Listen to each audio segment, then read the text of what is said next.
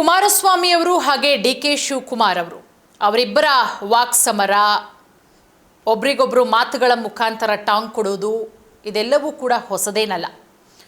ಕಳೆದ ಕೆಲ ದಿನಗಳ ಹಿಂದೆ ಮಾನ್ಯ ಮುಖ್ಯಮಂತ್ರಿಗಳಾದಂತಹ ಡಿ.ಕೆ. ಶಿವಕುಮಾರ್ ಅವರು ಕುಮಾರಸ್ವಾಮಿ ಅವರ ಬಗ್ಗೆ ಹಗುರವಾಗಿ ಮಾತನಾಡಿದರು. ಏನು ಹರಿದಿದ್ದಾರೆ ಅವರು ಅನ್ನುವಂತಹ ವಿಚಾರ. ಅವರು ಮುಖ್ಯಮಂತ್ರಿಯಾದಂತಹ ಸಂದರ್ಭದಲ್ಲಿ ಏನು ಹರಿದಿದ್ದಾರೆ ಆ ವಿಚಾರದ ಬಗ್ಗೆ ಹಿಂದೆ ಕುಮಾರಸ್ವಾಮಿ ಅವರು ಕೂಡ ಅವರದ್ದೇ ರೀತಿಯಲ್ಲಿ ಉತ್ತರ ಕೊಟ್ಟಿದ್ದಾರೆ. ಇವತ್ತು ಕೂಡ ಆ ಹರಿದಿದ್ಯಾ ಅನ್ನೋ ಪದಕ್ಕೆ ಮತ್ತೊಮ್ಮೆ ಟಾಂಗ್ ಕೊಟ್ಟಿರೋದು. ಏನು ಹರಿದಿದ್ಯಾ ಅಂತ ಕೇಳ್ತೀಯಾ? ಸೊ ಬಿಡದಿಯಲ್ಲೇ ನೀವೇನು ಮಾಡಿದ್ರಿ ಅನ್ನುವ ಪ್ರಶ್ನೆ ಕೂಡ ಮಾಡಿದ್ದಾರೆ ಕುಮಾರಸ್ವಾಮಿ ಅವರು. ಅದರ ಜೊತೆಗೆ ಏನೋ ಟೌನ್ಶಿಪ್ ಮಾಡ್ತಿರಂತೆ, ಸಿಂಗಾಪುರ್ ಮಾಡ್ತೀನಿ ಅಂತ ಹೊರಟ್ರಿ ನೀವು. ಬೆಂಗಳೂರನ್ನು ಮೊದಲು ಬೆಂಗಳೂರಲ್ಲಿರೋ ರಸ್ತೆ ಮುಚ್ಚಿ ಇಲ್ಲಿ ಬೆಂಗಳೂರನ್ನು ಅಭಿವೃದ್ಧಿ ಮಾಡಿ. ಒಂದು ಮಳೆ ಬಂತು ಅಂದರೆ ಜನ ಸಾಯ್ತಾರೆ, ಒಂದು ಮಳೆ ಬಂತು ಅಂದರೆ ಅದರಿಂದ ಸುಧಾರಿಸ್ಕೊಳ್ಳೋಕ್ಕೆ ವಾರ 15 ದಿನಗಟ್ಟಲೆ ಬೇಕು. ನೀವು ರೈತರು ಭೂಮಿ ಕಿತ್ಕೊಳ್ಳೋಕೆ ಹೋಗ್ತಾ ಇದ್ದೀರಾ ಅಂತ ಹೇಳಿಬಿಟ್ಟು ಇವತ್ತು ನಾನೇನು ಹರಿದಿದ್ದೀನಿ ಅಂತ ಹೇಳೋದು ಬೇಡ, ಡಿ.ಕೆ. ಶಿವಕುಮಾರ್ ಅವರೇ ನೀವೇನು ಹರಿದಿದ್ದೀರಾ ಹೇಳಿ. ಈ ರೀತಿ ತಮ್ಮ ಮಾತುಗಳ ಮುಖಾಂತರವೇ ತಿವಿದಿದ್ದಾರೆ ಕುಮಾರಸ್ವಾಮಿ ಅವರು. ಈ ಹರಿದಿದ್ಯಾ ವಿಚಾರಕ್ಕೆ ಸಂಬಂಧಪಟ್ಟಂತೆ ಏನು ಮಾತನಾಡಿದ್ರು, ಮಾನ್ಯ ಮುಖ್ಯಮಂತ್ರಿಗಳ ವಿರುದ್ಧ ಯಾವ ರೀತಿ ಗುಡುಗಿದ್ರು ಕೇಂದ್ರ ಸಚಿವರಾದಂತಹ ಕುಮಾರಸ್ವಾಮಿ ಅವರು, ಬನ್ನಿ ನೋಡ್ಕೊಂಡು ಬರೋಣ. ಬೆಂಗಳೂರು ನಗರ ಸರಿ ಮಾಡಿದೆ, ಅದೆಲ್ಲ ಅಲ್ಲೆಲ್ಲ ಹೋಗಿ ಟೌನ್ಶಿಪ್ಗಳು ಮಾಡಿ ಈಗೇನಪ್ಪ ಮಾಡ್ತೀರಿ? ಅದೇನೋ ಹೇಳ್ತಿರಲ್ಲ, ಕುಮಾರಸ್ವಾಮಿ ಮುಖ್ಯಮಂತ್ರಿಯಾಗಿ ಏನಪ್ಪ ಅರ್ಧ ಅಂತ ಹೇಳಿದಿರಲ್ಲ ಮೊನ್ನೆ ತುಮಕೂರಲ್ಲಿ.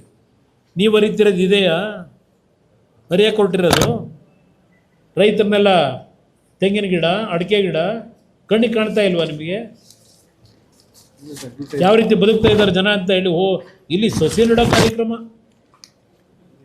ಬೆಂಗಳೂರಿನಲ್ಲಿ 15 ಲಕ್ಷ ಸಸಿ ನೆಡ್ತಾರಂತೆ. ಆ ಸಸಿ ನೆಡೋದ್ರಲ್ಲೂ ಎಷ್ಟು ದುಡ್ಡು ಹೊಡಿತಾರೋ ಗೊತ್ತಿಲ್ಲ. ಈ ಕಾರ್ಯಕ್ರಮದಲ್ಲಿ ಯಾವಾಗ ಇಲ್ಲ, ಇನ್ನೂ ಈಗ ಶುರು ಮಾಡ್ತಾರೇನೋ, ಅದಕ್ಕೆ ಅಡ್ವರ್ಟೈಸ್ಮೆಂಟ್. ಅದರಿಂದ ನಾನು ಎಲ್ಲದಕ್ಕೂ ಸಿದ್ಧ ಇದ್ದೇನೆ. ನಾನು ಎಂದೂ ಸಹ ಜನವಿರೋಧಿ ನೀತಿ ಮಾಡ್ತಕ್ಕಂಥದ್ದಕ್ಕೆ ನನ್ನ ಸರ್ಕಾರದಲ್ಲಿ ನಾನು ಆಸ್ಪದ ಕೊಟ್ಟಿಲ್ಲ. 5 ಬಡಾವಣೆ ಘೋಷಣೆ ಮಾಡಿದೆ 2007 ಆಗಸ್ಟ್ ತಿಂಗಳಿನಲ್ಲಿ.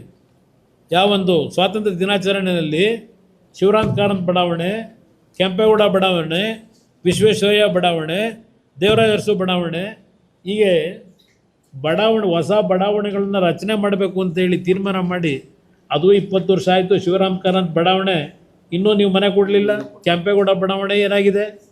20 ವರ್ಷ ಬೇಕಾ?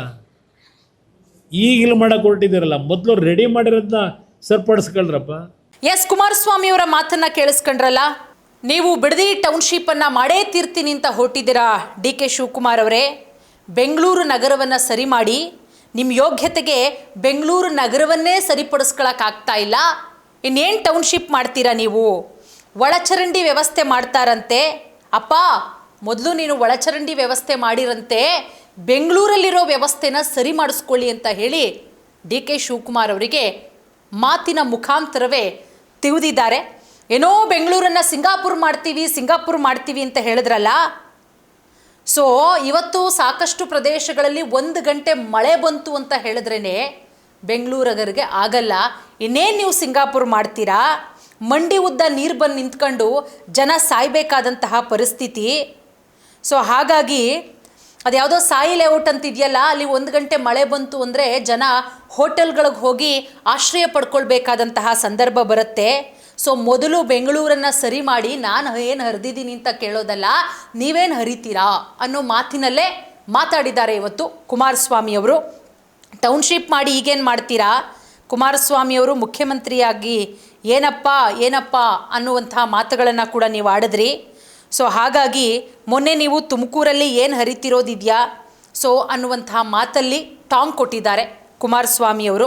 ಸೊ ಅದರ ಜೊತೆಗೆ ಇಲ್ಲೇನೋ ಸಸಿ ನೆಡೋ ಕಾರ್ಯಕ್ರಮ ಮಾಡ್ಕೊಂಡಿದ್ದೀರಾ, 15 ಲಕ್ಷ ಸಸಿ ನೆಡ್ತಾರಂತೆ, ಅದರಲ್ಲೆಷ್ಟು ಗೋಲ್ಮಾಲ್ ಮಾಡ್ಕೊಂಡಿದ್ದಾರೋ, ಅದರಲ್ಲೆಷ್ಟು ದುಡ್ಡು ಹೊಡೆದಿದ್ದಾರೋ ಗೊತ್ತಿಲ್ಲ ಅನ್ನೋ ರೀತಿಯಲ್ಲೇ ಕುಮಾರಸ್ವಾಮಿ ಅವರು ಡಿ.ಕೆ. ಶಿವಕುಮಾರ್ ಅವರಿಗೆ ಟಾಂಗ್ ಕೊಟ್ಟಿದ್ದಾರೆ. ಅದರ ಜೊತೆಗೆ ಬೇರೆ ಬೇರೆ ವಿಚಾರಗಳ ಬಗ್ಗೆ ಮಾತಾಡಿದ್ದಾರೆ. ಅದರ ಜೊತೆಗೆ ಈ ಶೋಭಾ ಅಪಾರ್ಟ್ಮೆಂಟ್ ವಿಚಾರಕ್ಕೂ ಸಂಬಂಧಪಟ್ಟಂತೆಯೂ ಕೂಡ ಮಾತಾಡಿದ್ದಾರೆ. ಅದರ ಜೊತೆಗೆ ನೀವು ಬಿಡದಿ ಟೌನ್ಶಿಪ್ ಮಾಡುವಂತಹ ವಿಚಾರ ದಾಖಲೆ ಸಮೇತ ತೋರಿಸ್ತೀನಿ, ಯಾವ ರೀತಿ ಹೋರಾಟ ಮಾಡೋದಕ್ಕೂ ಬೇಕಾದರೆ ಹೋಗ್ತೀನಿ, ಹೌದು ನಾನೇ ಶುರು ಮಾಡಿದ್ದು, ಬಟ್ ಅಲ್ಲಿಯ ವಾಸ್ತವತೆ ತಿಳಿದು ನಾನು ಕೈ ಬಿಟ್ಟಿರೋದು ನಿಜ ಅಂತ ಹೇಳಿ ಮಾತಿನ ಮುಖಾಂತರವೇ ಡಿ ಕೆ ಶಿವಕುಮಾರ್ ಅವರಿಗೆ ಇವತ್ತಿನ ಪ್ರೆಸ್ ಮೀಟಲ್ಲಿ ತಿಳಿದಿದ್ದಾರೆ. ಸೊ ಈ ಎಲ್ಲ ಕುಮಾರಸ್ವಾಮಿಯವರ ಮಾತುಗಳಿಗೆ ಸಿ ಎಂ ಡಿ ಕೆ ಸಾಹೇಬರು ಏನು ಉತ್ತರ ಕೊಡ್ತಾರೆ ಕಾದು ನೋಡಬೇಕು.